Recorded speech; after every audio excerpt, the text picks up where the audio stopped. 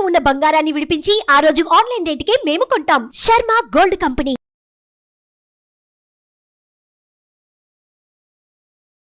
Hi, welcome to our channel. ఈరోజు మనతో పాటు ఉన్నారు కుంచా వెంకటేశ్వరరావు గారు, ఫిలాసఫర్. మనం చిన్నప్పటి నుంచి వింటూనే ఉన్నాం వేమన పద్యాల గురించి. సో వాటి గురించి ఇంకా పూర్తిగా వివరించడానికి వెంకటేశ్వరరావు గారిని అడిగి తెలుసుకుందాం. నమస్కారం సార్. నమస్తే అండి. మనిషి కర్తవ్యం గురించి వేమన గారు ఏం చెప్పారు సార్? చాలా మంచి ప్రశ్న అండి. అసలు వేమన గారు ఏమి చెప్పారు అనే దాంట్లోనే అసలు వేమన గారు చెప్పరదంటూ ఎక్కడా లేదండి. ఎందుకంటే వేమనని ఒక నిఘంటు అన్నారు. డిక్షనరీ చూస్తే ఏ పదానికి అర్థం దొరకపోయినా నిఘంటులోకి వెళ్తాం. అలాగే వేమన్ని వేదం అని కూడా అన్నారండి. ఎన్నో లక్షల మంత్రాలున్న వేదమే వేమనని చెప్పి ఆరుద్ర గారు వేమన్న వేదం అని కూడా ఒక గ్రంథం రాశారండి. బయట లైబ్రరీలో దొరుకుద్ది. కనుక వేమన మనిషి యొక్క కర్తవ్యం గురించి చాలా అద్భుతంగా చెప్పారండి. మన్ను నెరిగిన వాడు మిన్ను నెరుగు, మన్ను నెరిగిన వాడు మిన్ను నెరుగు, మిన్ను నెరిగిన వాడు తన్ను ఎరుగు. మన్ను మిన్నెరిగిన వాడు తన్ను తానెరుగు, విశ్వదాభిరామ వినురవేమా. చూశారా ఎంత అర్థం ఉన్నది అందులో? మన్ను నెరిగిన వాడు మిన్ను నెరుగు. మన్ను మిన్ను అదేదో ప్రాస కోసం చెప్పిన మాటలు కాదండి. ఆ మన్ను ఏమిటి, మిన్నేంటి, ఏమండి నింగేంటి, నేల ఏంటి, అసలు మనం ఎక్కడి నుంచి వచ్చాము, ఏమండి ఎక్కడి నుంచి వచ్చామండి? మనము నింగి నుంచి వచ్చాము. నింగినే చాలా రకాల అర్థాలు చెప్పారండి. మిన్ను అంటారు, ఆకాశం అంటారు, నింగి అంటారు, బయలు అని కూడా అంటారు.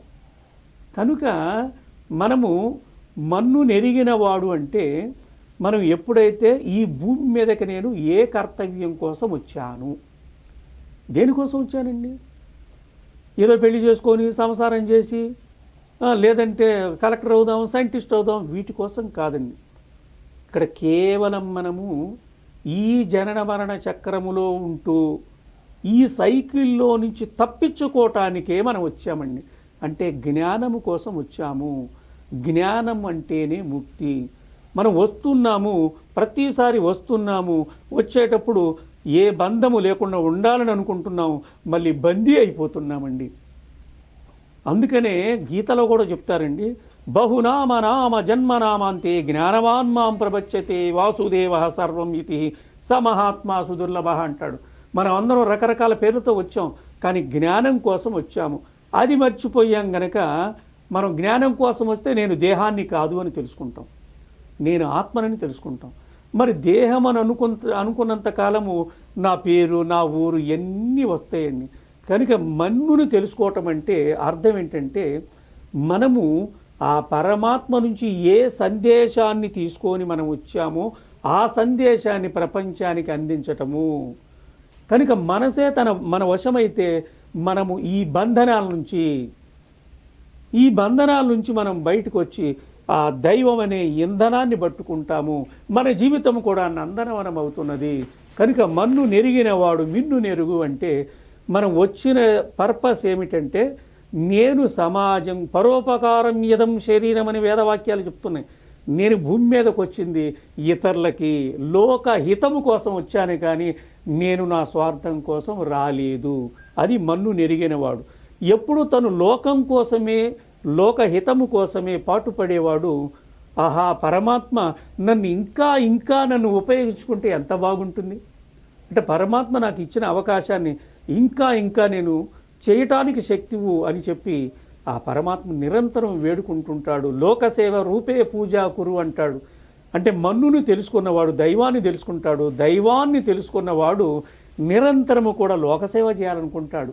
అంతే తప్ప నేనేదో క్వాలిఫైడ్ పర్సన్ అండి, నేనేదో సైంటిస్ట్ అండి, ఏ సైన్స్ అయినా ఏదైనా సరే, ఏమండి ఎంత గొప్పవాడైన అలెగ్జాండర్ కనుక అయ్యా నేను వెళ్ళేటప్పుడు 2 చేతులు ఇలా పెట్టండి అని చెప్పినట్టుగానే ఉంటుంది జీవితం.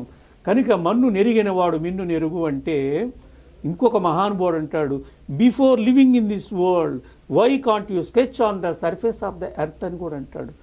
జీవితములో తుది శ్వాస వదిలే లోపు ఒక చిన్న గీత గీసెలవయ్యా, గీత ఈజ్ నథింగ్ బట్ మెసేజ్ అని చెప్పాడు కదా. మరి అందరూ కూడా గీత గీయట్లేదండి. ఎవరు nobody is giving message. నా గీత ఎలా ఉన్నదే, నా తలరాతి ఎలా ఉందని ఎవడికి వాడు భయముతో ఆందోళనతో ఏమండి అజ్ఞానంతో అలమటిస్తున్నారు. కనుక మన్ను నెరిగిన వాడు మిన్ను నెరుగు అంటే తన గురించి తాను తెలుసుకున్నవాడు. మిన్ను నెరుగు అంటే స్వస్వరూపాన్ని దర్శించినవాడు. స్వస్వరూపానుసంధానం భక్తి రీత్యా అభిధీయతే అంటాడు శంకరాచార్యులు వారు. మన్ను మీదకి వచ్చిన తర్వాత నేనెవరు అని విచారణ చేసినప్పుడే ఆ మిన్ను అంటే ఆ పరమాత్మ తత్వము, ఆ బయలుతత్వము అది ఎక్కడో లేదు, నా లోపలే ఉన్నదని తెలుసుకుంటాడు. మన్ను నెరిగిన వాడు మిన్ను నెరుగు, మిన్ను నెరిగిన వాడు తన్ను ఎరుగు. ఇదేంటండి, మన్ను నెరిగిన వాడు మిన్ను నెరుగు అన్నాం కదా. మరి మిన్ను నెరిగిన వాడు తన్ను నెరుగు అంటే అర్థం ఏంటంటే, మిన్ను అంటే ఆ పరమాత్మ అనుకున్నాము. ఆ పరమాత్మని తెలుసుకున్నప్పుడు మిన్ను నెరిగిన వాడు తన్ను ఎరుగు. ఆ పరమాత్మయే నాలో అంశాత్మగా ఉన్నాడు. మమైవాంశో జీవలోకే జీవభూత సనాతన మనస్సష్టానీంద్రియాణి ప్రకృతిస్థాని కర్షతని గీతాచార్యుడు బోధిస్తున్నాడు కదా. మిన్ను అంటే పరమాత్మ తత్వము, అది తన్ను అంటే ఆ పరమాత్మే నాలో అంశాత్మగా మమైవాంశో, నా అంశయ్య మీరందరూ అంటున్నాడుగా పరమాత్మ. కనుక మిన్ను నెరిగిన వాడు తన్ను ఎరుగు. మన్ను మిన్నెరిగిన వాడు, మరి మూడోలో ఏం చెప్పాలి? మన్ను నెరిగిన వాడు అంటే అర్థం ఏంటంటే, ఆత్మ పరమాత్మ తత్వము ఏ వ్యక్తి అయితే తెలుసుకుంటాడో, ఆత్మ పరమాత్మని తెలుసుకునేంత వరకు ఆత్మ వేరు పరమాత్మ వేరు అనుకుంటాడు, మన్ను వేరు మిన్ను వేరు అనుకుంటాడు. మన్ను మిన్ను ఎరిగిన వాడు తన్ను తాను ఎరుగు అంటే, ఈ ఆత్మ పరమాత్మల గురించిన పరిపూర్ణమైన వివరణని ఎవరైతే పొంది అనుభవించి ఆస్వాదించి అది తప్ప ఇంకొక ఆలంబన లేదని ఎవరైతే అనుకుంటారో అప్పుడే ఇది స్వరూపము, అది స్వస్వరూపము అని కూడా తెలుసుకుంటాడు. కనుక ప్రియమైన ఆత్మస్వరూపులరా, మళ్ళీ కూడా పద్యాన్ని ఒక్కసారి ఎన్నిసార్లు చెప్పుకున్నా తనివి తీరని ఆనందాన్ని, మనలో ఉన్నటువంటి చైతన్యాన్ని జాగృతపరిచే పద్యం కదా. కనుక మన్ను నెరిగినవాడు మిన్ను నెరుగు, మిన్ను నెరిగినవాడు తన్ను ఎరుగు. మన్ను మిన్నెరిగినవాడు తన్ను తానెరుగు. విశ్వదాభిరామ వినురవేమా. మనిషి కర్తవ్యం గురించి వేమన గారి శతకంలో నుంచి పద్య రూపంలో చాలా చక్కగా వివరించారు సార్. Thank you. చాలా సంతోషం అండి, ధన్యవాదములు. సుమన్ టీవీలో మీ పర్సనల్ అండ్ బిజినెస్ ప్రమోషన్స్ కోసం కింది నెంబర్కి కాంటాక్ట్ చేయండి.